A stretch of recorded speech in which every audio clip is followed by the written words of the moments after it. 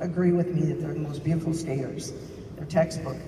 Andy Bean, my son, he's had this forever. And Troy is actually, I always tell him, he's my second son. Too long. So, anyway, I want to thank you guys for making me look good. All right, so the two questions that we get asked most is, will you show us some drills? Will you give us some drills? Yes, we will. And the second one is, how do we run our practice? And that's what the video is going to show. Feel free to take your own videos, feel free to take notes, whatever, because we've got some good stuff. So. And also just to touch on that, just as we get started, you know, we do a lot of these symposiums, or we'll go to speed skating symposiums, we'll go to figure skating symposiums, anything we can do to learn, just to pick up new stuff. So that's the whole idea. Hopefully, Oh, you went off. Hello. Hopefully what you guys are able to do is just, we're able to just jog your mind a little bit as you're watching this. Just think of thoughts.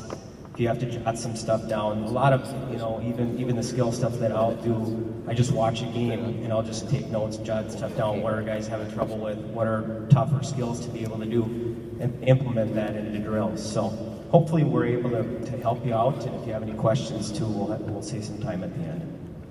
Okay, so the four main components to a great skater.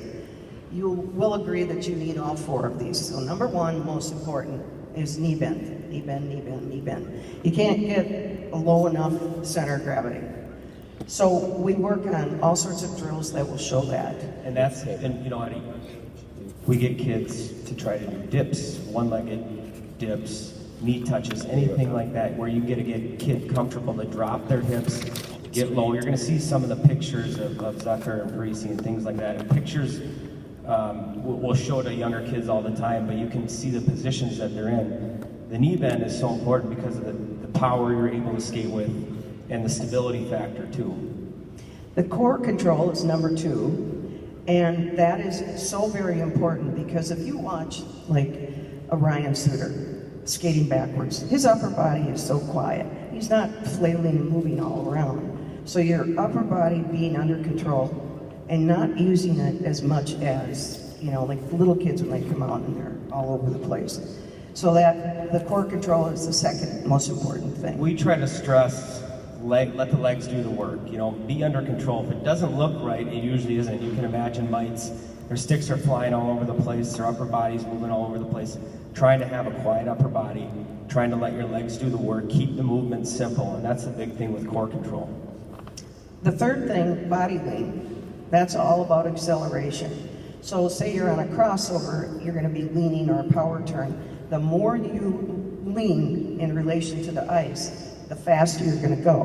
When you think about the Olympic downhill skiers or the speed skaters, and their body lean is so far over their edges, that's the reason that we work on strong edges, but the body lean will cause acceleration. Also, when you do a quick start, you'll have a forward body lean. Now, it's not a pike position, it's an actual body lean. And to go along, you know, with the lean, you'll see in the video some of the drills where we have guys that to the ice. So they'll touch the end of the ice, get all the way over. You know, in hockey, we have a stick. We don't need to get over like a speed skier or over like a downhill skier, but the idea is still the same. If we can cut that angle, we're going to increase our speed. That's why when you see good skaters, what are they? They're low, they're able to lean, they're strong on their edges. All of those components, that's makes a good skater. And the fourth and final is what part of the blade you're skating on.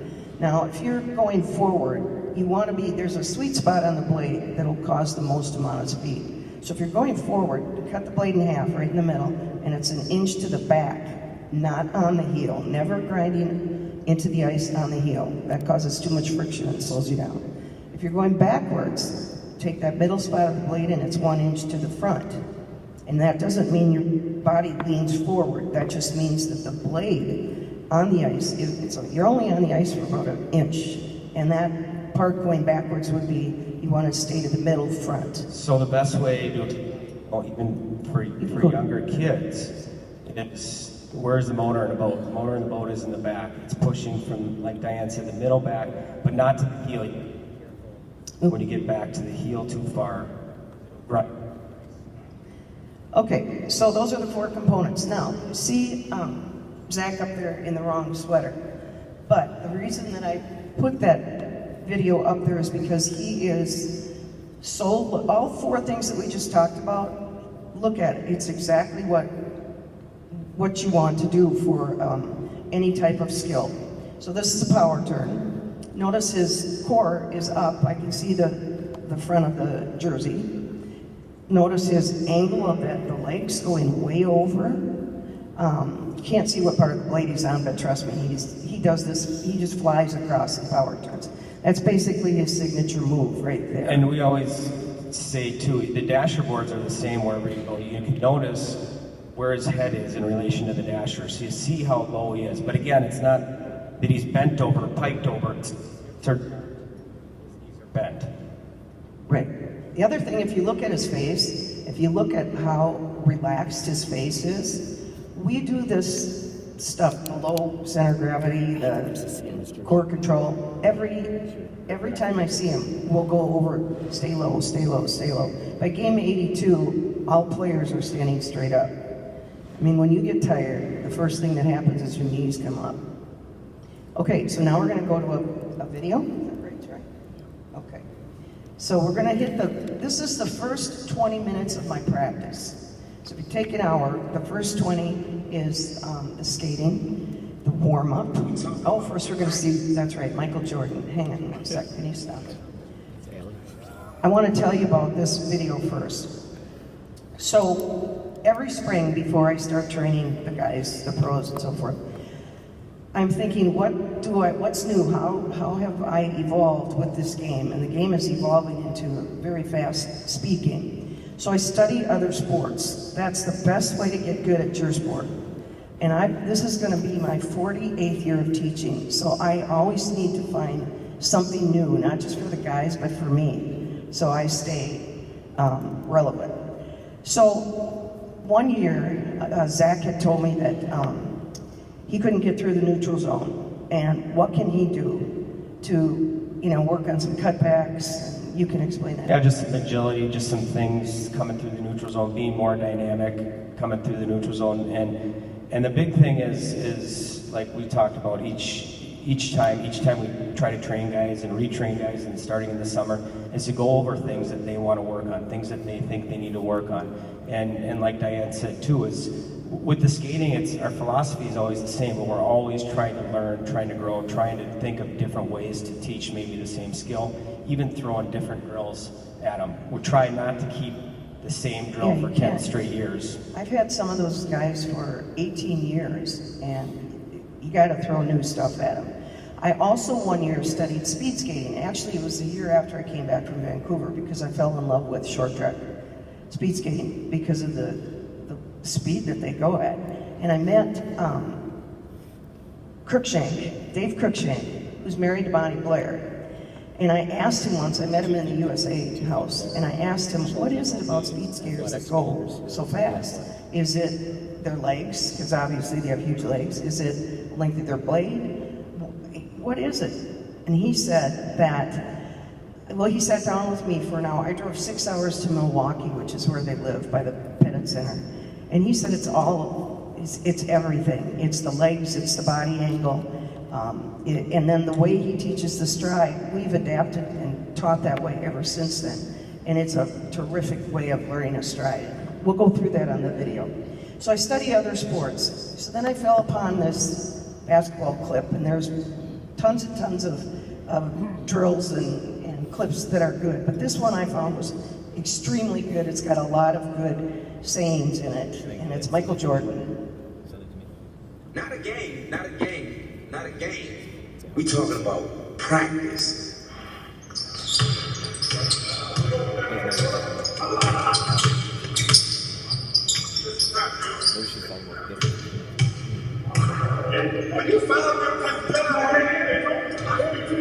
This whole thing about you practicing. I mean, if you talk to any of your teammates, they would say, even if they saw something in the game, it's like, shoot, you should have saw him on Thursday.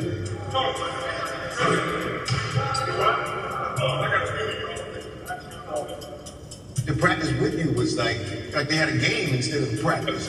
When I got to the pros, Kevin Lockery, you know, when I was drafted number 3, Kevin Lockery used to put me on the starting 5.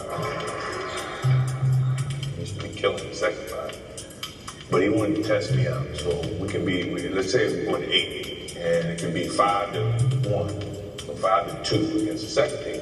And if you lose, you got to run. He would switch me in the middle of the game to the second team. And I'm saying, well, okay, you're trying to prove a point. Boom, we bounce back and win the game. Those are all training tools. And every day practice was like that to me. It was a competition. So when the game comes, there's nothing that I haven't already practiced. It's a routine. You know, whatever happens in the game now, okay, I've done this before. Short from the win. He's done it again. Was fear of failure a motivator? I never feared about my skills, you know, because I put in the work. Look away, MJ. Work ethic eliminates fear. Yes. You know, so if you put forth the work, then what are you fearing? You know what you're capable of doing, what you're not. Here's Jordan.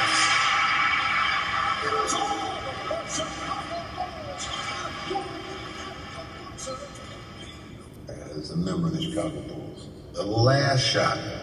What was that shot? Game 6. Utah. The Bulls can win it right here. The Bulls can win it. Unbelievable. 13 seconds left. Jordan left shot. I practice as if I'm playing the game. So when the moment comes in the game, it's not new to me.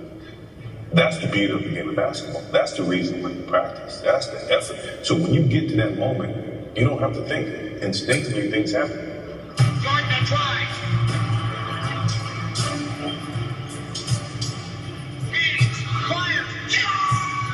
The Bulls lead 87-86. Michael Jordan with 45 points. So I love the work ethic eliminates fear. And that's just repetition, going over and over and over. That's what we work on all the time. Yeah, and you do these skills. Some of this next clip will show a warm up. You do some of these things so much that you can do it, you know, eventually do it in your sleep. But the whole idea, when you watch the next clip of the warm up, is some of these drills you've seen, some of the edges you haven't seen, or the edge drills or whatever. But the idea is to go over it and over it and over it. It's just muscle memory building on it. So then, you know, again, It's instinctive. Exactly. I think the only thing I would add to it is, you know, Diane and myself or Andy will usually, before each drill, at least at the start, we'll talk about maybe 2 or 3 teaching points and then remind them as they go. I think you can kind of work on coaching as they go. I think sometimes if you flood them with too many teaching points to think about it, they get overwhelmed. And again, at the beginning, I know when Di works with some of the guys in the summertime, it's just going back to that, giving them some reminders, letting them go through their reps. And then by, you know, as you're going through the summer, it goes a lot more quickly. So the beginning might go a little bit slow just to get them some reminders and let them go through it. But then as they get into the summer, into the practices, this warm-up will take about 20 minutes. And it's continuous. They won't stop. And so they're getting a little bit of, you know, some cardio out of it as well. But by the time they're done, they've kind of hit a lot of their edges. They've hit a lot of different skating skills, and they really enjoy it. They like the whole process. So this is a condensed, shortened version of the warm-up that we do every day. You can do this with a whole high school team or a whole band team or whatever, because by the time they get back, they go all the way down, then they come all the way around again. By the time they get back, it's almost their turn again. So there's very, you know, we do in groups of 5 or 6, so there's very little rest. This was filmed, I don't know, 10 years ago, and I remember how bad my legs burned just filming this. So it's really ugly outfits because Andy picked them out. Okay, so here's our first warm-up. This is called a flip-flop, and it's working off of both edges. And that flip-flop is one of those skills that I'll work with the injured guys with the Wild, and it's one of the first things we'll do, just to get them moving, get them some flexibility, get them on their edges. Notice the knee bend too. Remember those 4 key points that we talked about at the beginning. Okay, then the next one, where you go right from 2 feet, and then now you've got to go into 1 foot. And they go behind the net, and then they'll switch feet. So the thing with the 1 foot, it's the same thing that when we did the 2 feet, now we switch to 1 feet, is making sure you load and unload your leg. And notice the quiet core control. Right, you'll see younger kids and their sticks are flying all over the place. We're trying to control our upper body, loading that leg, unloading that leg. And here's where the middle back part of the blade comes in. That's why he took the shot of the skates. Inside edges. Basic inside edge. We do it with a little more movement. If you have the whole ring to use, it's great, because other than staying in a straight line and just holding it, actually get moving. That's the big key, is to get kids moving. I like putting a few strides in between. You're not going to do slow inside edges in a hockey game, never. So I like to put a few strides and move, cover some ice. Get as far down per edge as you can down the ice.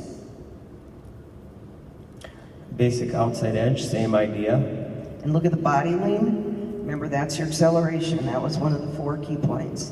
Inside. Inside now, yeah. So inside, the same thing, we're talking about the upper body too, is just making sure they rotate in. Turn the shoulders, turn the stick in the direction that you want to go, and that'll help lead the skater whichever way you want to go. Try not to drag the stick. Troy is really good at teaching upper body. Now here's a real good lean. Well, if I could interrupt real quick, just with upper body, again, we try to teach good habits, and a lot of it that will lead into if they do the drill with the puck or without the puck. But with their upper body, we always talk about look to the most amount of ice. Get in the habit of looking to the ice you're skating into. A lot of times when they're focused on a drill, on a skating skill, their eyes will be looking at their feet, everywhere but look to the open ice, turn your stick. We talk a lot about stick positioning, and that's going to lead their outside shoulder. So look with your eyes, turn your stick, that's going to rotate your outside shoulder, your lower body will follow. So that's kind of what we get in their minds, again, as early as we can, and then if we do add pucks to a drill, the stick's in the right position, generally, and you can go from there. You go over and over and over and over this, right, with them. Now, remember that picture of, can you go back a little bit? The picture of Zach in that position. So the best way to get kids really low, but remember now, they can't be bending over. Right here. See the tip of the fingers? If that touches the ice, that means you're over far enough. But you got to have a knee bend to go with that, and you've got to have a reach without a bend. And the key is, it's a skating skill to start. So eventually, when I'm doing it in a game or in a practice, whatever, right, I'll have my bottom hand on that position will be on my stick. But the idea is to get kids, it's a good cue to get them over. If they can get over far enough without bending forward by touching, then they're over on their edges. A lot of times, you'll start younger kids and they'll be flying, they'll slide out from that position that they're in right there. But it's just getting over on your edges and trusting your edges. It just takes a little bit of time, a little bit of practice. And doing this helps, because as soon, like I said, as soon as you come up into a regular position, it's that much easier. So. And then we do have this drill where you switch directions. So now see, he's taking about 5 steps, and then he'll go down in a complete circle, low, low, low. So you're just telling your body, this is the position I'm supposed to be in. And then like Andy said, when you're in a game, you just instinctively are going to do it. So you can see, I think it's a group of about 6 guys here, and it's continual. We would sometimes put up just on the board, maybe we'd mix it up 12, 15 different skills, and so the leader kind of knows the skills, and you can go one after the other, after the other, after the other, and it's an absolute burner, leg burner. I would say the other way we've done this drill, excuse me, is we'll use the dots on the ice. So we'll just go, we call it the dot-to-dot drill. So we'll use all the face-off dots on the ice and make those S turns down the ice, having them touch their glove. We'll also do that with their outside edge. So they're just touching the ice while they're on their outside edge. So there's a lot of different, I guess, progressions you can do. But anytime we're getting them to touch their hand to the ice, it's trying to get them out of their comfort zone, trying to get them a little bit more stronger on their edges, build their confidence, et cetera, et cetera. And I might add that this is a good Monday workout. When I taught in high school with the high school coaches, we would always start with this type of a warm-up, and then the next 20 minutes we'd go to overspeed, and then the final 20 was all skills. But that was a Monday practice, because you really can't kill a 16-year-old kid. They have such fast recovery. So if you're going to really work them hard, the Monday is the good day to do it. Unless they play Tuesday, of course. So go to the next. Now we're going to do it on one foot. Same thing. Knee bend, knee bend, knee bend. Keep the right part of the blade going and lean. So you just keep progressing into making it harder and harder. Do you have anything? No, I do. I remember this day and how bad my legs burned after, because we did it continual the whole time. But yeah, you can see the progression of, again, there's a million different things you can do, whether it's edges, balance, things to work on your core control, things like that. It's just putting it, piecing it together, and how do you want to piece it together? And how big is your group? How much time do you have? How conditioned are they? When they're not conditioned at the beginning of the year, you're going to have to rest a little bit more as well. So. Okay, and these are the pumps. You're still staying down, trying to stay down at 90. And remember, we go down one way, and then we come back the whole length of the rink. So they're supposed to be at 90, but these guys are tired. Okay. Again, with the pumps, I think the whole idea is the focus on gliding after you push. So it's we're getting low, we're getting a good push into the ice, but a lot of kids, they don't always focus on the glide. They're always in a big kind of a hurry to get down the ice. The way this would transfer in the game, most of the time during their shift, they're having to glide. I think gliding also says a lot about your ability to change speeds, which is important to do during the game. So again, you try to teach them the why. Why are we doing this drill? Why are we working on gliding? You got to be able to have a change of gear. And we see that a lot with high school kids. They always have one speed. They're going as fast as they can, as hard as they can all the time. So they're going nowhere. And they go, we say you're often the fastest guy to nowhere. You got to be able to arrive at places at the right time, not waste as much energy, change direction, change your speed. So a drill like this, it might just seem like we're just going down the ice, but there is a focus to it. There is a purpose to it. Okay. So when you watch the pumps, right, a lot, like Troy was just saying, a lot of times you watch guys, if you get to the game tomorrow, you watch it on TV tomorrow, watch how guys shuffle, they pump. A lot of times as you're moving, it's not always stride, stride, stride, stride. You're using that shuffle, you're using that pump, and then we always tell kids we're trying to skate downhill. So we're trying to, like Troy was saying, we're trying to glide, we're trying to keep moving as we're doing it. Okay, this is one of my favorite drills. I made this drill up about 30 years ago. So you have to trace that circle in the center ice. And it's just top of the circle, bottom of the circle, go diagonally into neutral zone, and then hit an outside edge. And most of the time, the guys can even lean over on this drill and touch the fingers, the gloves.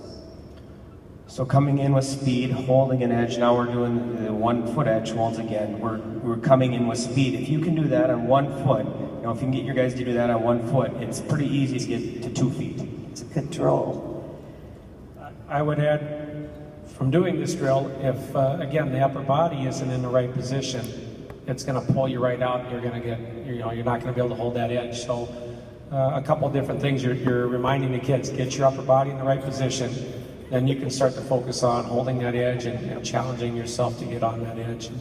I'd say we do a lot more outside edge drills as a whole, because it opens up so many other skills. Even at the NHL level, a lot of guys are weak on their outside edge. So I'd say if you're gonna do some skating skill work, I'd say always try to add maybe another outside edge drill to your practice or to your warm up. I think in the long run, guys will really improve. Girls will really improve on that. So, And the outside edge isn't going away. It's in every skill, from crossovers to power turns to the pumps. It's not going away. So if you're going to work on one thing skating, it'd be an outside edge. Okay, what are we doing next here? Oh, this is just a review. So this is a good chance to videotape because we've got all of the skills that we just went over. So that's just a flip-flop again. The two edges are flip-flops again. Great first starting drill. Do it a lot, like I said, a lot of the injured guys, this is what the routine will go through. Just to get some flexibility, to get some strength, and just to get some stability. A lot of the one-legged stuff is stability. You'll see younger kids, they'll hold one foot, and their foot is kind of waffling back and forth. It's all about being strong in your skates, being able to hold these positions. Then everything else, then you have something to work with. Then you have a foundation, you have something to work with. Then you can get into some harder skills. So this would be my first 20 minutes of practice, like I said. And then at some point in time, you have to bring out some speed, some moving your feet. So that's overspeed. And everybody thinks they can run overspeed, but you have to do it correctly. In other words, you know, if you're going to go like 4 kids at a time, make sure that you've got, you know, your stopwatch or your watch or your phone out there to give them recovery. Because if they go to the next drill when you're doing overspeed and they're still tired, don't just wait another 10, 15 seconds and then hit the next drill. I think the big, with small groups, one of the big keys is that we can tell when we talk to guys, if they're out of breath, they're not ready to go. When we know this when we're talking to them, you can tell when they're recovered. Because recovery happens as we get through the summer, they get in, you know, better condition. We can start going a lot quicker, a lot better pace than as, you know, let's say in June when guys have been off for a month or two. So that's the big thing is like Diane was saying, because as they get tired, yeah, you're going to get tired, you're going to be tired, but you don't want to get so tired that you're forming bad habits. Trying to just make sure you're repeating good habits, good habits, good right, habits. Because if overspeed is done, the whole purpose for overspeed is to have acceleration, be able to take a corner with full speed. So if you give that rest, then the guys can go all out on the next drill. In fact, the pros will stop me sometimes because they'll be like, I'm not recovering. Otherwise, you're just practicing something wrong, and then it's not what you want. Okay, power turns and crossovers. We kind of already went over this, so we might want to just run this through. Now notice the, what? Craft. Okay. All right, so that's a dot-to-dot one. We kind of went over this, but anyway, when you're doing crossovers and you go through it in slow motion first, you do the same thing when you do an overspeed crossover. You just turn your feet over quicker. So don't change any of the body positions.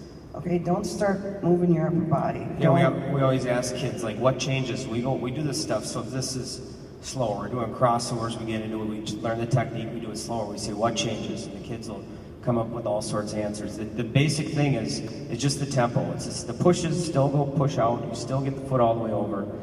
The tempo just changes, and that's the big thing with overspeed is that, like Troy was saying earlier, there's a change of speed. Now the pace picks up, the tempo where your feet change, but the technique stays the same. So you can keep it going. So on crossovers, the whole key here is to push out to the side and get that full cross under push right there. You see his body angle? You see him lean? That's exactly what the position that you need to keep, even though you're going to go faster. So it's pushing to the side. So this drill is a loop in every zone. So it's far zone where they started, neutral zone, and then the far zone. And what I try and do is have them run through this slow motion first so they start to remember again what we're working for. Pushing out to the side, stick to the center, big under push, and then we'll move it over to faster. So this drill, he did one circle slow and then one circle faster. And the great, I love the drill, the overspeed drills with a change of speed because it just simulates a game. So you're going slower, you build up your speed and accelerate. And that's the big thing too with skating is, can you go, like Troy was saying, can you go slow to fast? Can you accelerate? Do you have an extra gear? Can you get into that 5th gear from, 3rd gear? And that was just a drill? So this one was just where he was blending in the pumps, you do 2 pumps one way, 2 pumps the other way, and then cross, cross, cross, cross, cross, cross. So just blending the two together, glides of crossovers. Okay. I basically call it a restart drill. So they're kind of slow there, and then all of a sudden, boom, alternate you forward crossovers.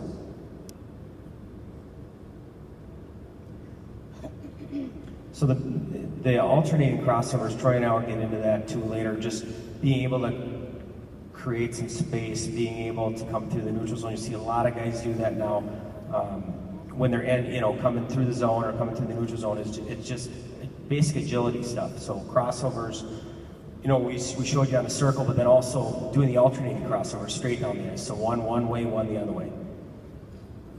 Don't be moving your shoulders when you're doing the alternating crossovers.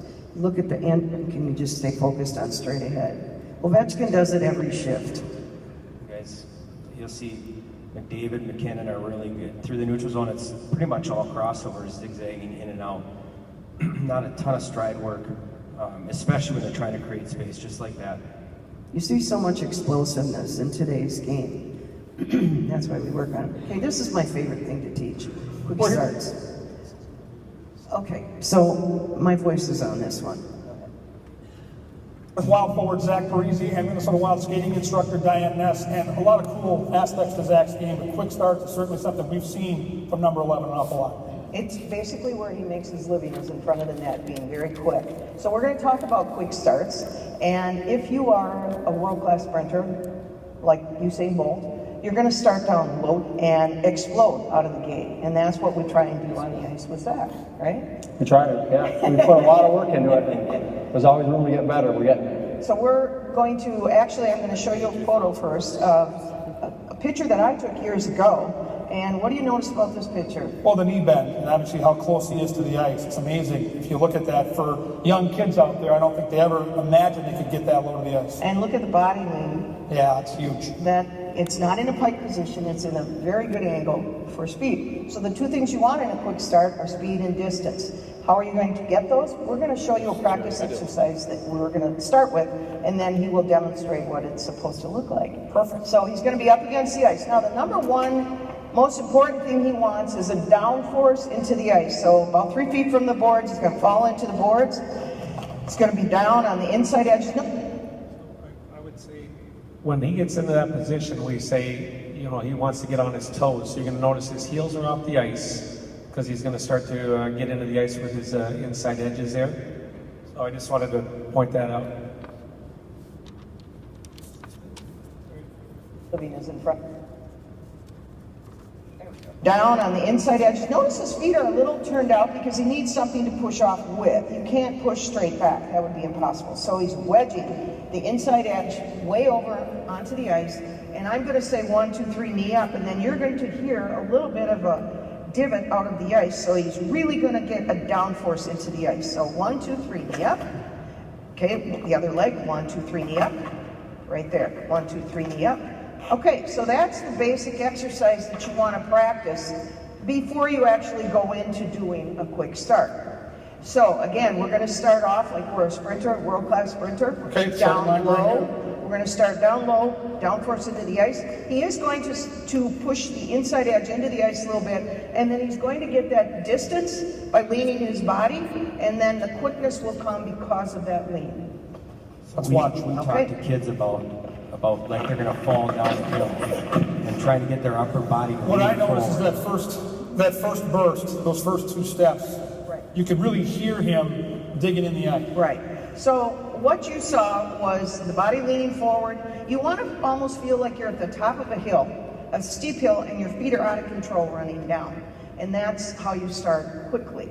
So that's what we've worked on this summer. That might have been the best one all summer, right? It's a good student. And Zach, you guys start from a stationary position often in hockey. I think of a face-off and how sometimes a forward like you can garner an odd number situation or a break off a face-off situation where the puck squirts loose. I watch you explode right there. How much do you use this in the course of a game with the Wild? We use it a lot. I think, like you said, off the draws, you use it a lot, but I think the game now is becoming a lot of quick bursts, a lot of 5-second. You're not winding up, getting a lot of speed. It's a lot of stops and starts. And I think for me, I probably use it the most standing in front of the net. waiting for a point shot goes wide, and trying to get some separation, jumping to go get the puck out of the corner, separate myself from the D and getting out of there. I think that's probably where I use it. That's one of the best things of your game is just the quickness, the 3 steps to the puck.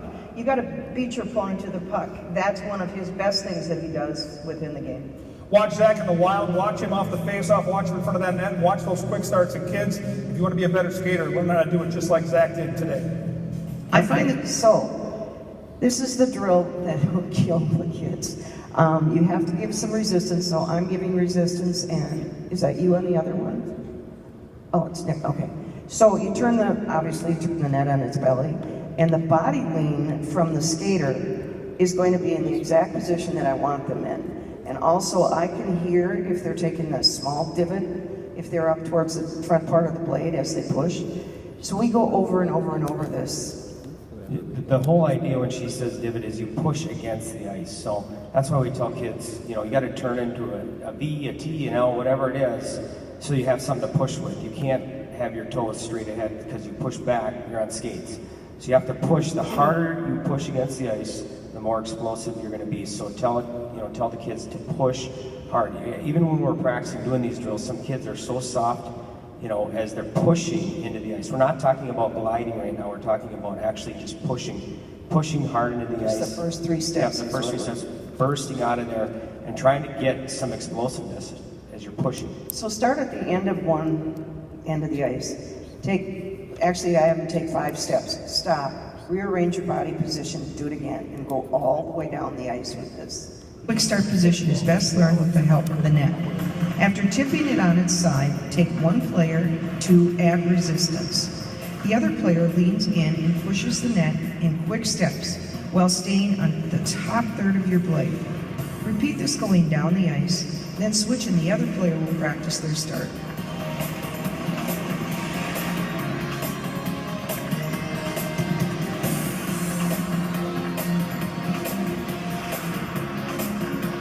Ask for 4 nets on the day that you do this. The first step in gaining speed is using the pushing inside edge. This drill really works that loading effect on the pushing foot. Take 5 steps, stop on the inside edge, load up on that foot, push against the ice with the gripping inside edge, and take 5 short yet powerful steps. This drill is a killer.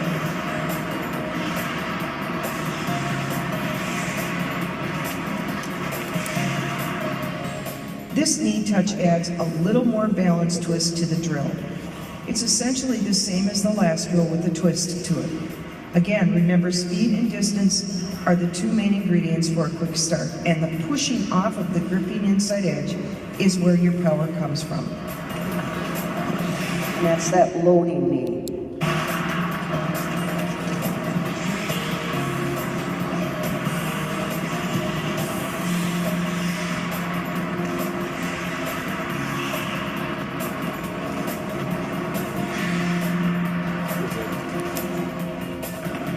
So how do you start from a moving glide? This is a perfect practice drill for that. You start with a stationary quick start, alternate your crossovers, do any kind of shuffle step, then while angling the body lean forward and generating speed from the pushing against the gripping inside edge, move your feet in short yet powerful steps for a restart.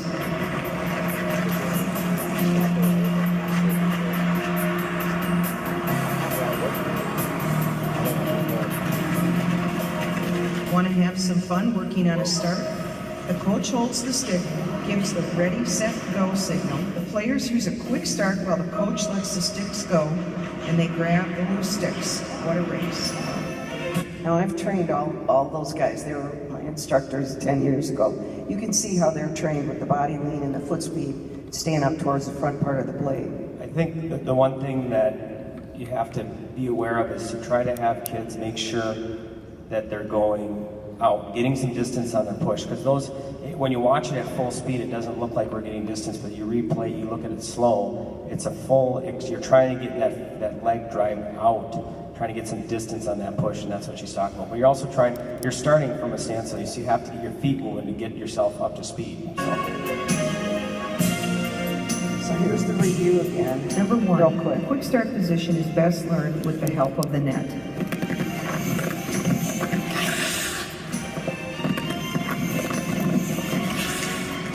The first step in the main speed is using the pushing inside edge. Watch Troy bend and load on that foot before he explodes. Remember, speed and distance are the two main ingredients for a quick start.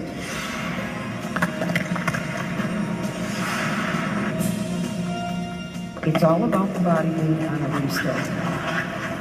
It's a good drill through neutral zone. Have some fun working on a quick start.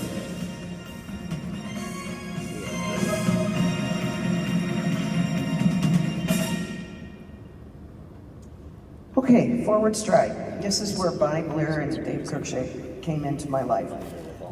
They teach it. First of all, we have an exercise drill that we'll show you. And again, it's kind of a killer because you do it at 90 degrees all the way around.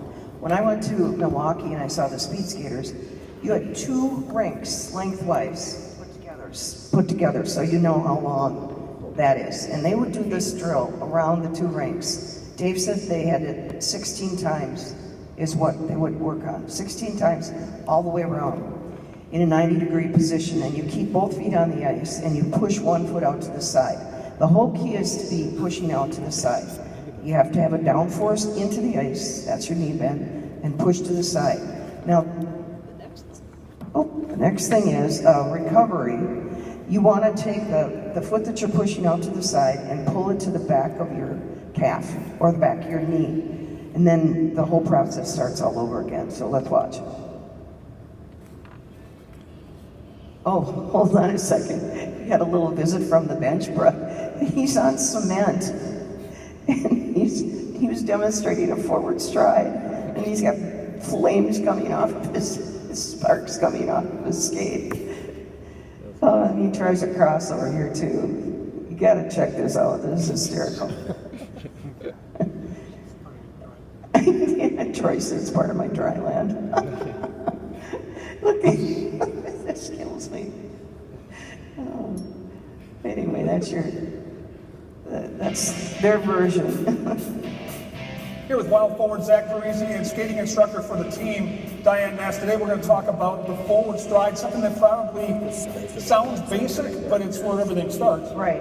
And we're not talking the full length of the ice. We're talking just basically a blue to red line, a neutral zone, maybe 3 steps out of the zone. But you have to make them the most efficient steps of those strides. And I want to break it down for the youngsters to make it easier to understand what we're looking for. And the first format that I want to talk about is the loading phase, and that's when you're down into the ice. You've got something to push off with, and you're going to try and get as far along in one push as possible. You're building power. Right. Okay. And the second phase is going to be a gliding phase. We'll talk about that after he demonstrates our practice exercise. All right, here's the practice exercise, kids. So he's down into a downforce. Now he's going to really rip the ice and push. Staying down. And then you want to notice, though, is the downforce that you have into the ice. And the loading phase, the pushing hard against the ice. So now... So that's just the old slide board. Everybody's used a slide board. Remember slide boards. We get on the ice. Toes stay straight ahead. That's the big thing, is to make sure they keep the toes straight ahead. And we usually do 5 pushes and then switch and then 5 on the other leg. It's a great drill to get kids to load their legs, to push, and actually feel what it's like to push out. If they push back, they're not going to go anywhere. So you notice how he's loading and he's pushing out. And tell kids to push as hard as they can.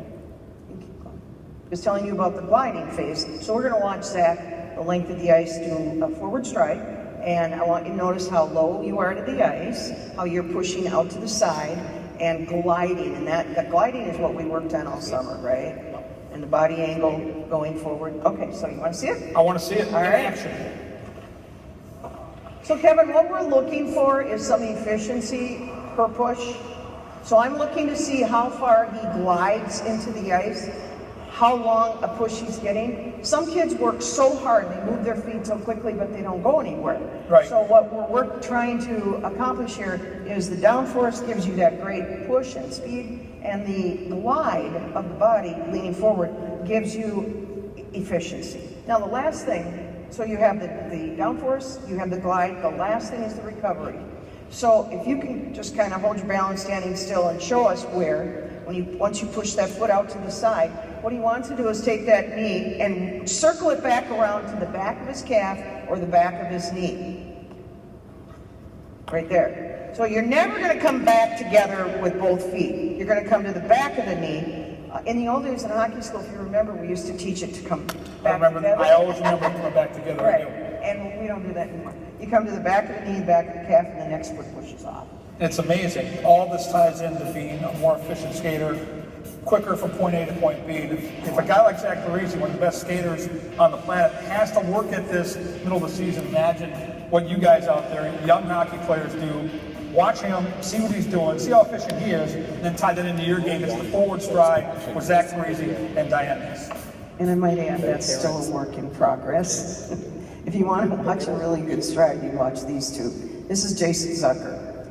That's the position you're supposed to be in. He's got incredible speed and acceleration. He's in a 90-degree knee bend. So if you notice the picture, that's pretty much the poster picture of a perfect stride, right? He's got a forward lean, his hips are dropped. You see about, like Diane said, about 90 degrees, and that's the big thing. We film all these skaters, and you're able to slow it down, and you take it. That's a screenshot of him just doing a stride.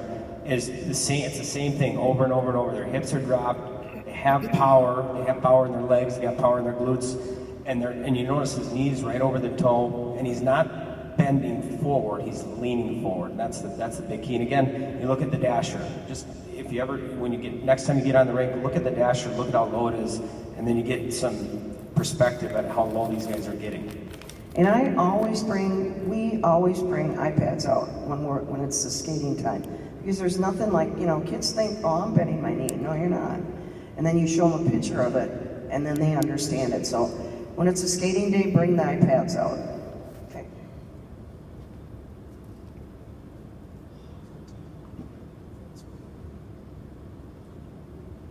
Hold on. He's not just a skating coach, he's my IT guy too.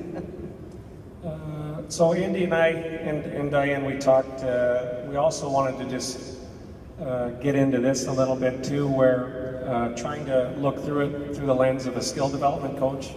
So we tried to show you, I'd say 2 or 3 different areas that we would do with defensemen, and 2 or 3 different areas that we might get into with forwards.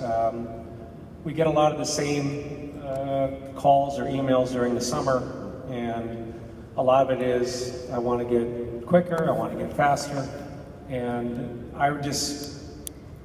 we try to show you a little bit maybe how to give the kids a little bit more of a compass, a little bit more of a specific area that they can improve on. So for a defenseman, I tried to pick just some general skills, and then also how we try to blend in more of the hockey IQ, if you would, or the game skill in the sequence. So what I chose to just focus the next 3 things on would be defending the rush, defending the defensive zone corner, and also leading the rush or breakout. So what skating skills can you work on? What would be required of a defenseman?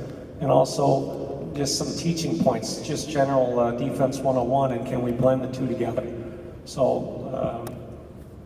And I might add with the practice, so we did the first 20 in the warm-up, the next 20 in overspeed, the last 20 I sit and watch one of these guys. And so here's the last 20. You got to leave the guys with some pucks and some happiness. So. Well, again, it's you try to focus on some different areas. So if Andy will have a group of forwards, or I'll take a group of D, this might be some areas that we choose to focus on. And I try to put it together with keeping in mind like a band or a high school age player. So when we look at what goes into defending the rush, well, the skating skills that would go in, can they do an inside mohawk? Can they do an outside mohawk or a hip out? Are they able to do a lateral step? How well do they pivot? Do they understand how important it is to have their stick on the ice? And then as far as just some general tips, do they understand again, getting inside the dots, lining up shoulder to shoulder, being able to read the rush. And again, you can go down the list here, just some of the things that we might talk about, because I do think it is important to talk about it when you're starting to work on a drill. We always say the drill isn't important, it's the why. Why are you doing this?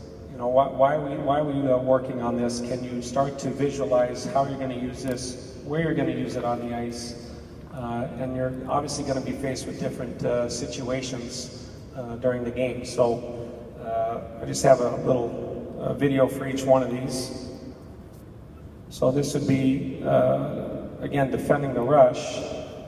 I always would start with a little footwork like Di had talked about in the warm-up. How comfortable are they using their feet independently? You know, can you shift your weight from one foot to the other? So you can see from some of the pictures here, just being able to shift your weight when you start to lead into transition. So I'll do a front to back hold, going from their front foot to their back foot, just being able to, again, how comfortable are they shifting their weight? That's a true Mohawk right there. And again, you'll see a player working on this. So again, this will be part of leading into that for a theme, just seeing how well the players can shift their weight, going from their front foot to back foot, which will lead us into inside Mohawks. So when you watch players, again, how comfortable they are, a lot of times you'll see on this next clip where I'll have them go over the boards. If they struggle with this, and just practice being on their right foot, rotating their shoulder to go from their right foot to their left foot, because a lot of them don't realize how quickly their shoulders need to rotate to be able to turn themselves backward. So just, again, let a little feel through on the wall here, going from one foot to the other, and then you'll see them go through the drill. And Troy, that's a true Mohawk. It's not the heel-to-heel position that you see Sidney Crosby doing all the time behind the net and so forth. You switch from one foot forward inside edge to the back foot back inside edge. So you'll see them start to work this into an inside Mohawk where they're stepping onto their outside foot, rotating their shoulder, they put that other foot down backward, and now they're in a backward position. So one leads to the other. And again, where I have them to start doing this drill is get into good habits. Get on the dot line, right? And now we're going to do this down the ice. So now it's an inside Mohawk. Step out. So all of these I'm going to lead with that left foot. And then on the way back, I'm going to lead with the right foot. But it's, again, getting them comfortable, getting into some skating patterns that they're going to use during the game. This one is just an inside Mohawk facing the wall one way, and then immediately going to an inside Mohawk facing the other way. So again, it's getting into a little bit of footwork, it's getting into a little bit of more of a game sequence. And if I have a group of defensemen on the ice, we'll go through this on a warm-up. Hip outs are generally just a quick transition. So you're going to turn both feet, turn your hips, and it's where you're going to either slow down or come to a stop. We want to have their stick out in front. You want to be square to what's in front of you. So we'll have the guys alternate, again, which side they face, or which side they hip out to. And again, this is kind of leading us into a game type of a sequence. A lateral step. So again, like Diane mentioned, we watch a lot of video, we watch different players, and when you watch guys move, you'll see a lot of these things come into play. I think a lot of players don't realize how much they use different skating skills. So this is Eric Carlson. I was in the stands watching this. You just watch how he positions himself. There's little pumps, there's a little bit of some movement depending on what's happening in the play, just to put himself in good position, either defensively or offensively. So you can see here just a little bit of a pump to get inside the dots.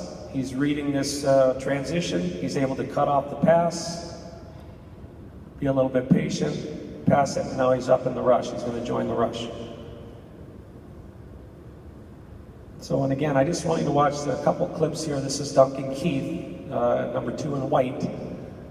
When we get into lateral steps, I think especially at the Bantam High School level, you'll see a lot of defensemen use crossovers. And we always say crossovers are a burst of speed. So if you want them to be able to manage their gap, again, if I cross over, a lot of times you're setting yourself up for your feet to be manipulated by a forward. So if you watch him track these plays or defend, you're gonna watch his movement here. Again, this is number 2 in white once it gets to the Maple Leafs here, Chicago Clips. You just watch how he moves. There's not a lot of crossovers going on, and he's obviously got a good stick, but he's able to really manage his gap or close very quickly. So again, I understand there are different situations that are going on during the rush here, but as far as the actual skating skills and how he's defending, that's what the focus is on. Again, his ability to just shift over a move. And there's a shot of McDonough doing it. And then this is a drill, just a lateral step drill where it's not a crossover.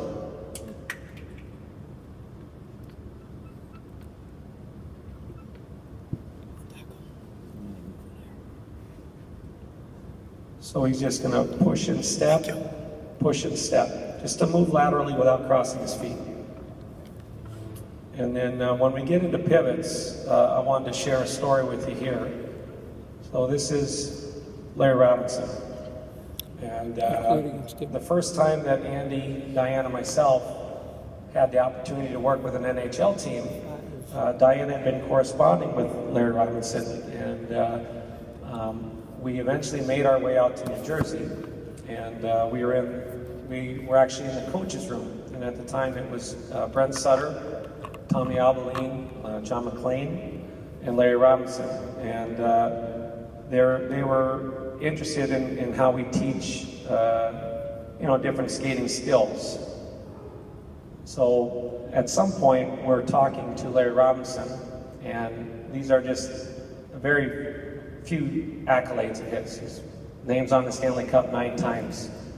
He's a 2-time Norris Trophy winner. He was in the Hockey Hall of Fame. His jersey's retired from the Montreal Canadiens. He's listed as 24th out of the 100th greatest players of all time. And when we get ready to talk to him about defensemen, he's like this with his pad and paper.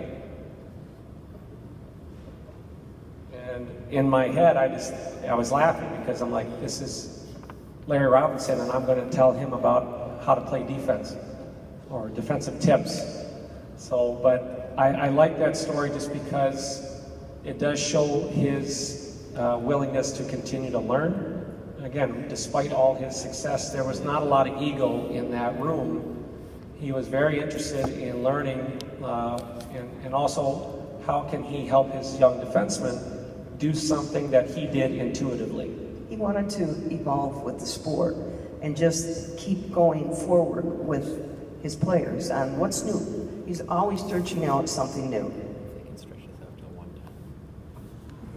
So what he was interested in was basically teaching a pivot and how to go about doing that. So we showed him, this is actually, we jokingly refer this now as the Larry Robinson drill. It's just alternating pivots. And a pivot to me is when you're going in a straight line and you're going to pivot to travel in another straight line. And a lot of kids are in the habit of doing what we call a crossover pivot. Well, if you rely on a crossover pivot, you're susceptible to getting your feet manipulated. So here's an example where this was obviously a little bit too late on his pivot. So working on the timing of when you pivot is important. And you'll see a couple pictures here, this is an example of a crossover pivot. And Taves takes advantage of it, where this is Ekman Larson trying to reposition himself, and as he crosses, forward cuts. And defensemen, again, can get themselves in a lot of trouble that way. So how do you defend that? How do you move? And this is where we'll start to work on that lateral step. There's an example of a pivot in a game. And then you'll see one of, I believe, Spurgeon inside his pivot, and then the last one is Derek Forbert executing a pivot. So again, how do you teach that? This is the Larry Robinson drill. And it was his favorite. He told us that that was his favorite drill for defensemen. So it's just, again, it's an alternating pivot where you're going to lead with your stick, open up your feet.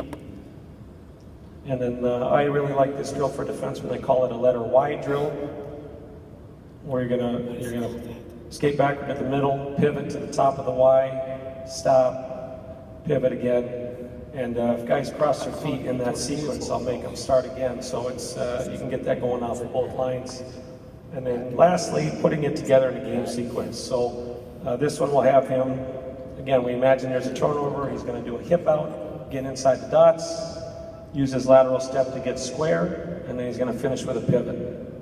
That's more of something that someone would use during a game sequence. But you can see there's a progression of skills there that we'll start to add in through that sequence there.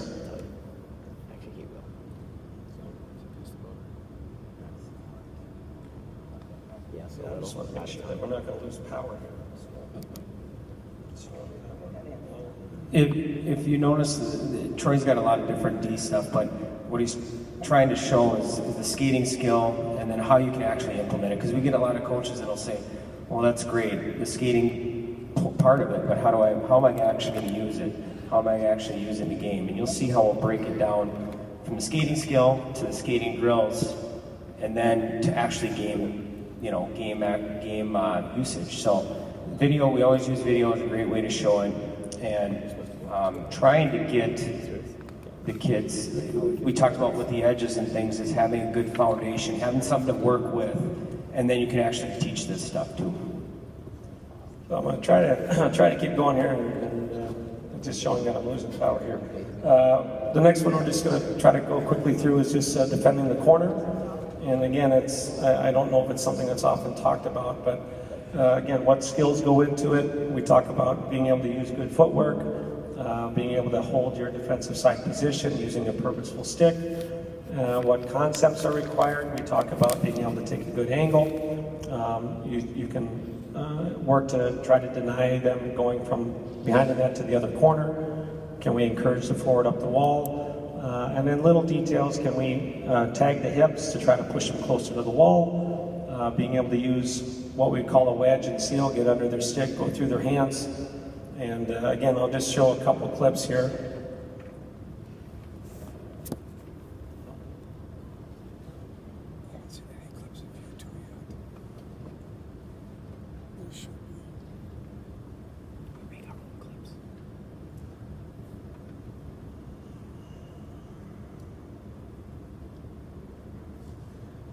So we'll start with just a skating skill. So we call this just a kickback, where he's going to skate, and you'll see I'm running them in pairs. You can do this with a couple different kids. We have them going toward the wall. We're going to come to a stop, and then we're just going to push and step back to get reset or get square. And now they're going to come with their right foot, stop, get set, get square. So it's just about trying to stay square and not getting your feet and your shoulders turned up ice. And then again, we'll go into a little sequence here where they're going to start on the wall, take a step back and angle up the wall, force that forward to turn or stop, and then close. So it's just a little bit of a skating pattern. And then again, during your practice, you can obviously start to add to more of a game sequence. So this time you're going to see the forward just start with the puck, and then we'll say the defenseman is skating toward him. On this clip, you're going to see him tag his hips. He's just going to push on the hip a little bit. And on this one, it separates him from the puck, just from that. And then he's going to go under his stick, through his hands, and it's done. And the play dies on the wall. Same thing here, right? And these are defensive partners just working on this skill. So he's going to angle him, force him to turn. As he turns, he's going to go under the stick, through his shoulder, through his hands, and then again, the play's done. So again, if you watch a game sequence of this is 77, Edmonton. Puck's going to go behind the net, east to west. He's going to take a good angle. He's going to encourage him to turn with the use of his stick. So the Chicago forward's going to turn. As he turns, he's going under the stick through the hands, able to give him a little push, knock him off the puck, and separate him from the puck. And then on this one, it's actually started as a rush. You're going to see Taves come in. There's a pivot. He's going to push on his hips right here. Stay with him. Get his stick under his, go under his stick through his hands, and the play dies. So just, again, it's taking some of those skating skills, blending it in with maybe what's relevant as far as what they can start to focus on. And then lastly,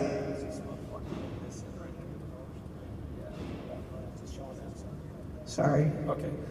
The last one here is just when the forward's attempting to come off the wall. And it's really tough for young defensemen to not get their feet turned where their butt's facing the glass. So we talk about fronting, where he's going to try to get his outside shoulder in front of that forward to force him to turn. So again, it's a similar drill where the forward ends up spinning off. And on this one, the defenseman wasn't able to get his stick back out to encourage him to turn, but he does get his shoulder turned right there.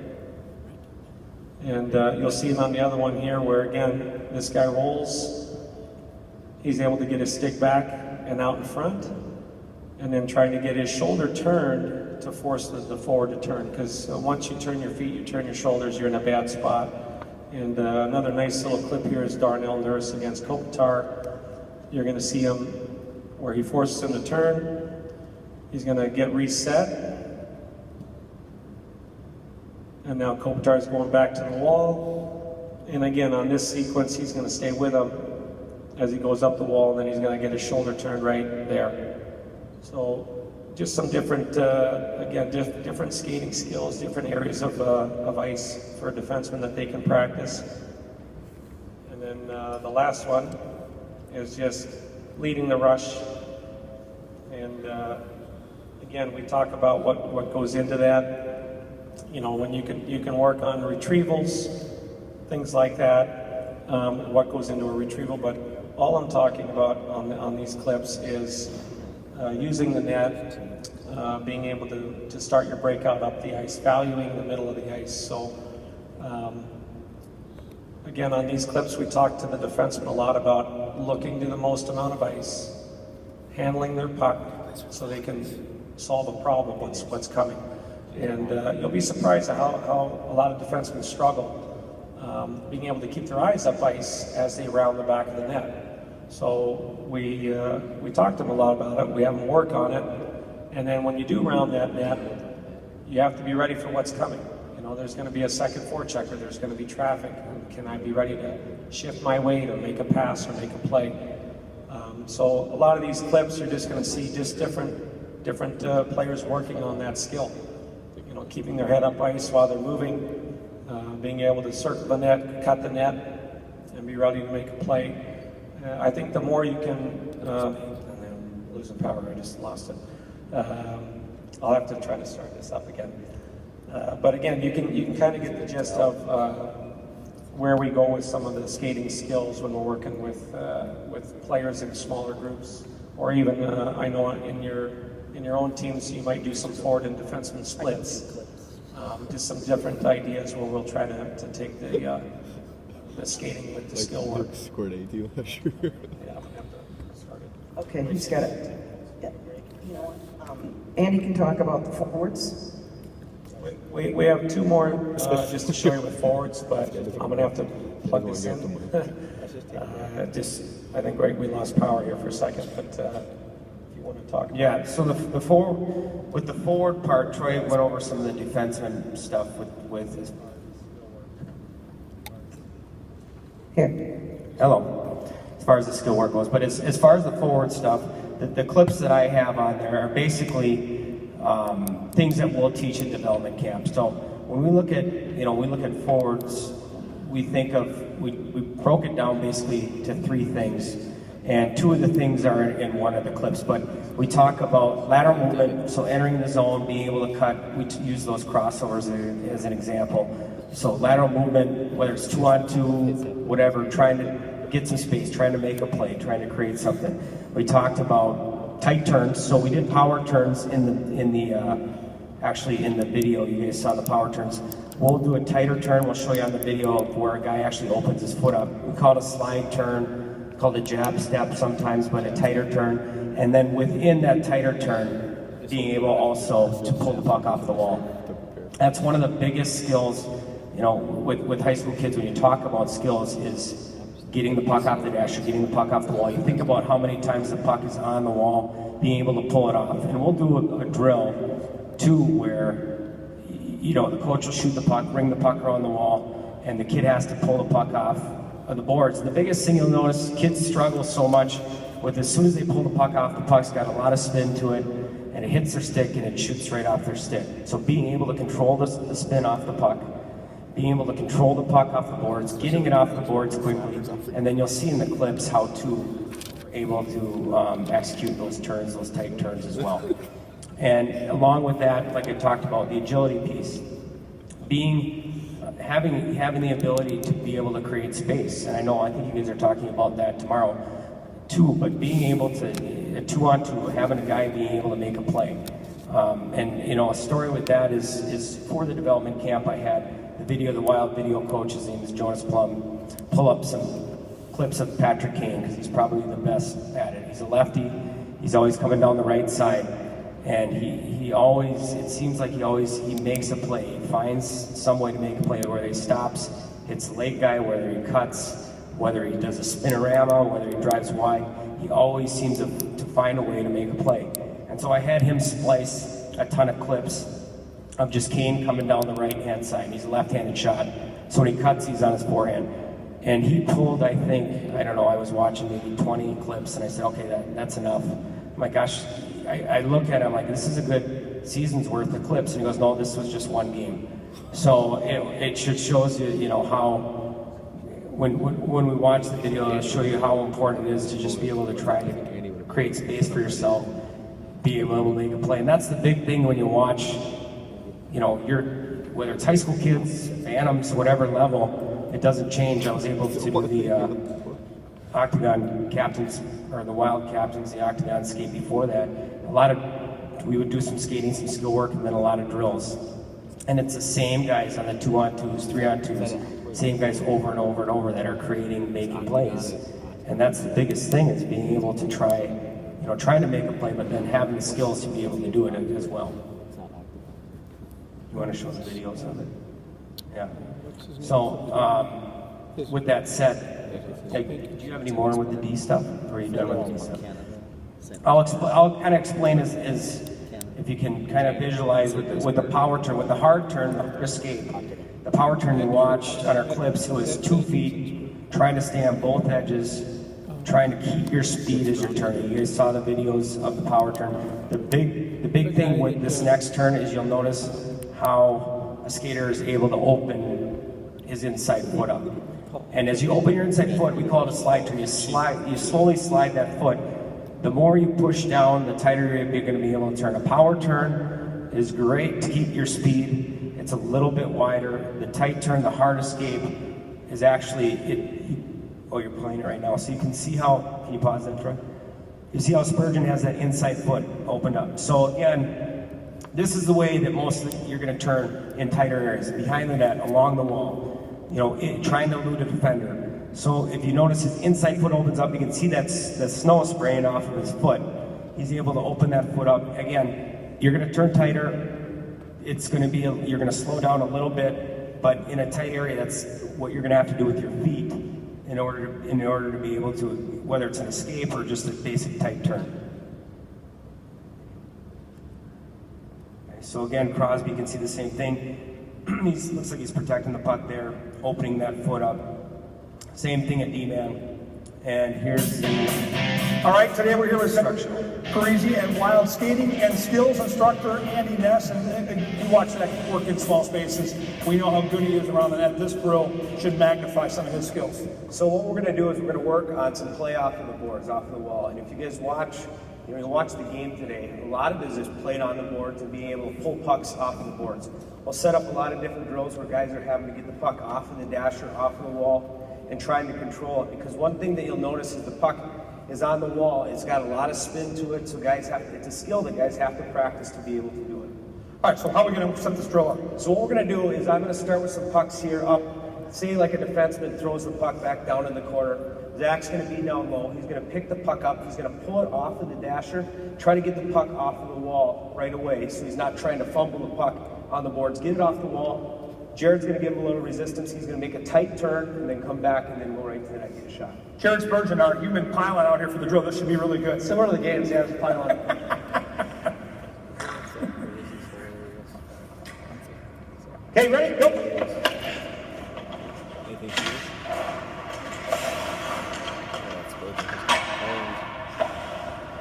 How'd you like the efficiency that Zach showed? Because that puck was up on the wall, a longer something.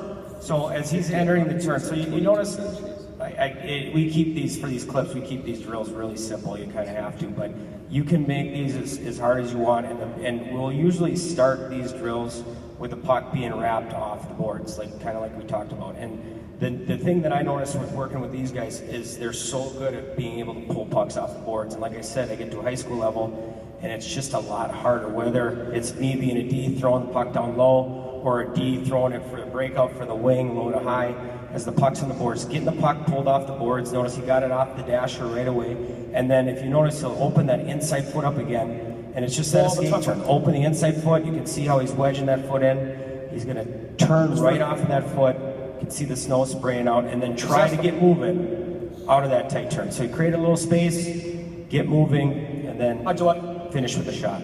The retrieval. He does an excellent job. That's one of the things you'll notice about guys that are really good down low, guys in the corner. They're unbelievable at getting control of the puck off the boards. You can set that drill up high, down low. We'll set it up all over and just working on pulling the puck off. Now, he's a lefty. If we switch sides, he'd have to pull it off on his backhand. You know, and we did in the offensive zone here. You think about the defensive zone, you're playing wing. A D rims the puck, you got to pull it off with the D pinching down in you, so it's really challenging, but it's one of those skills that you have to be able to get down to be able to play at a high level. And Zach, so many teams cover in the defensive zone with the center down low. It's basically man on man. If you can somehow beat your guy one-on-one in that corner, it changes the whole look of what you guys are trying to do.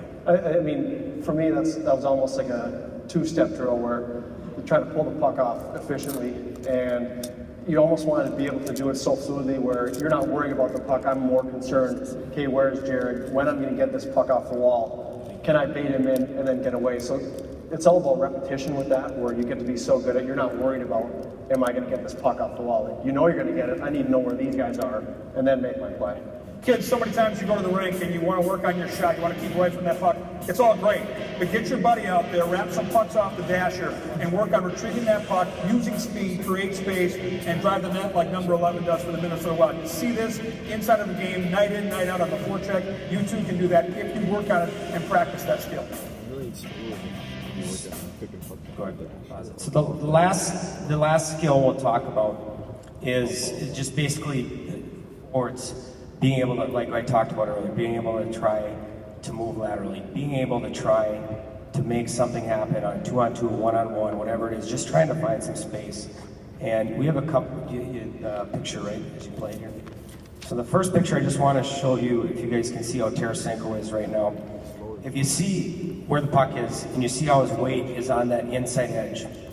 So we'll do a lot of things. You'll see on this next drill, we'll put one of those pads out there at all the rinks, those border patrol pads.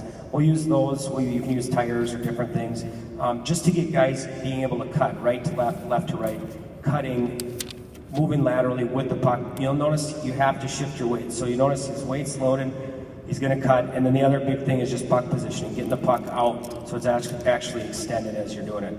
Same thing there, kind of what Troy was talking about, learning how to defend that, but being able to cut, getting the defender to turn his feet, to get moving, and then you cut the other way. We're here with Zach Parisi, Minnesota forward, Andy Ness, skating and skills coach for the Minnesota Wild. Agility drill here, entering the zone, take us through it. So what we're gonna do is, entering the zone now, whether it's a 2-on-2, 3-on-2, different types of entries, is you have to be able to move laterally. And this is agility, which means we're moving side to side with the puck. And you'll notice on this drill, what he's going to do is he's going to end up we're going to do it twice. He's going to end up cutting both ways. So he'll fake wide, cut in the first time, then he'll fake in, cut wide the second time. Makes sense. Okay, so what we're going to do is we're going to start, he's going to pick up a puck, he's going to make a power turn, drive into the zone. As soon as he gains the zone, then we're going to have to work on cutting right and left or left and right. We're going to go through twice, okay?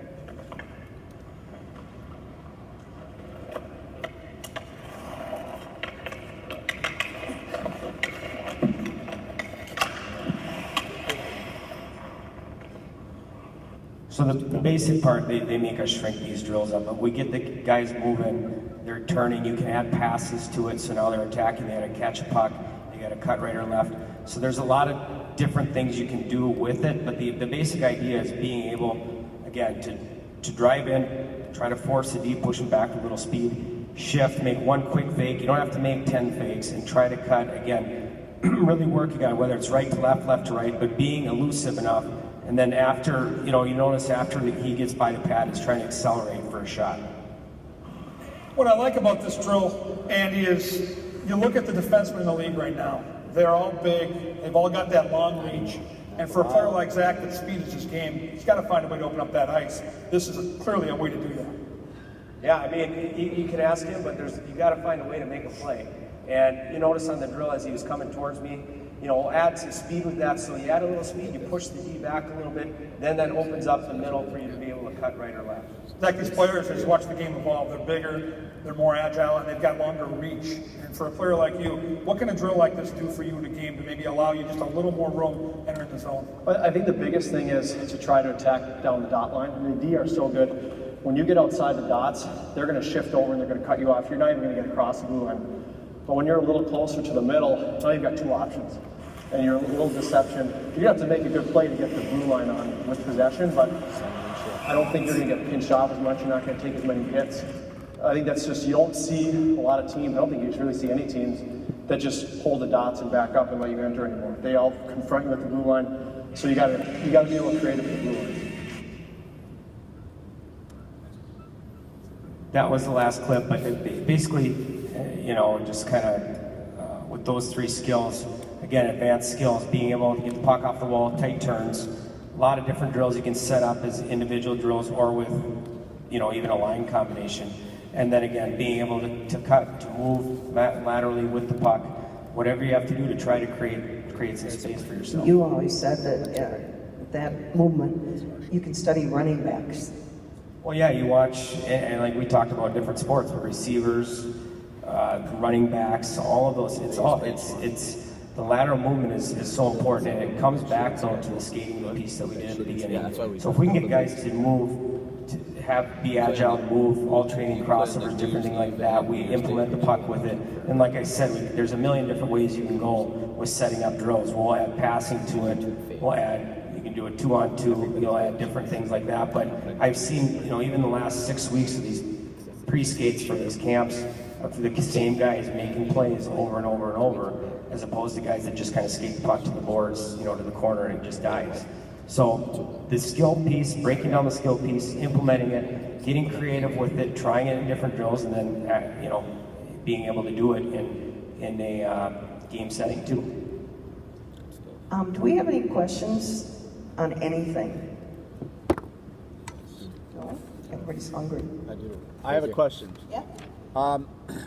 What's your recommendation? Like today's skate sharpening. That's good, and Troy can talk about that too. That's one thing. Sorry. Yeah. And then the other is there's other competing people that do the same thing that you, that teach a little bit of different philosophy on blades and where you skate on your blade and those things. I'm sure you know who they might be. Can you just give a little explanation as to kind of why you do it your way? It all comes down to execution too, and I think we do a pretty good job of that. But it's not a one-size-fits-all type of thing. I can tell you from figure skating, if you were doing a triple loop, 10 different coaches would teach it 10 different ways. It's what's the best for that kid. It's like, what fits him the best. And it's different situations too, like quick starts. There's a theory on one, going towards the toe. There's the speed skating theory, landing out on the flat of the blade. It's what goes best for that kid. Like Zach spends a lot of time in front of the net, so he needs just 2-3 steps, quick. You're not going to glide if you're in his position. Whereas a lot of the defensemen will start, Ryan Suter will always start off on the flat of his blade. So it's different situations for different guys. I think the big key, some of those points are taught differently, but the big keys, like we said, with the philosophy is always the same. It's getting low, push direction, balance, and that type of stuff. So that's not as gray, that's more black and white. You know, if a kid has balance, he's got balance. So that's the biggest key, I think. And then, like she said, is different. You know, there's different philosophy. We've tried every different way. It's not like we've just tried one way and then gone with it. We try to work with what works best with the individual as well. Skaters come in all different sizes and shapes, and you have to work with what you're working with. As far as skate sharpening, I know guys are going shallower and shallower on the hollow. I switch actually I'm doing a 7/8 right now. Zucker told me he's doing 1 1/4 inches, which is insane, but that gets a lot, you get a ton of glide out of that, the less hollow you have. And I see it's just kind of going more and more towards that with less of a hollow, less dig. If I went back to a 1/2 inch now, I could barely stop. Your skate would grab so much into the ice. So I think, as far as the hollow, it makes it a big difference. And a lot of times these guys try, whether it's hollow or changing stick patterns or stick flexes or curves, it's all during the summer. They're trying different things, trying to see how they like it. That's a pretty good time to try it. But yeah, for skate sharpening, I like shallower.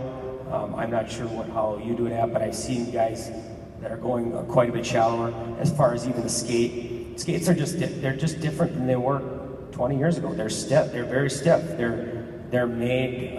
They're light. They're stiff. They hurt to break in. And that's a whole different ball of wax. But making sure we get kids in properly fit skates is huge. Even with high school kids, we get kids wearing skates 2 sizes too big, and you wonder why their feet are slopping around. It's like when you're a kid wearing your dad's shoes. It's really hard to do what we're trying to do if the kid's foot is wiggling around or swimming in a skate. Get a properly fit skate. The skates are all made pretty well now. It's just getting the right skate for the right kid. The only thing I would add to that is, when you're talking about sharpening, the other thing to think about, where guys will work on tweaking a little bit, is the contour, the radius, where the balance point is on a blade. So every skate that you get out of the box, the blade point is centered. And what you can do is there's certain sharpening machines that will move that glide point. So depending if they're forward, depending on if they're a defenseman, it will move to where once they get in a loaded position, it feels like I'm going downhill. So I think guys can play around with that. They can play around with their sharpening. Like Andy said, it's going to come down to personal preference. I think the trend is to try to get a little bit less bite into the ice. So guys may be dialing it back a little bit, but we always say if you're gonna try those things, I think it's best to try it in the summer. You can kind of get a feel for it if you like it, if you don't. And the last thing I'll say is any of those, the sharpening and the contour, I think it will enhance what you do as a skater. I don't necessarily think it's going to make you a better skater. I try to use the analogy of a guitar. If I go out and buy the guitar with all the bells and whistles and I really don't know yet the basics of it or how to play it, I don't know how much it's going to help you. So I really didn't get into any of that, the sharpening and the contour of the blades and things like that until I was in high school. I think that's, but it's interesting. Some guys don't even at the pro level, they might not even know what they're at. You ask guys, what do you use for sharpening, or what hollow are you at? And they don't know. They just hand it to the skate manager. So I think it's a good thing for them to at least explore and kind of find what they like best. Anybody else? Troy worked really hard on this video. We worked hard on this presentation. Sorry it went a little long, but you can tell we like what we're doing. So thank you very much and enjoy your lunch. Thank you.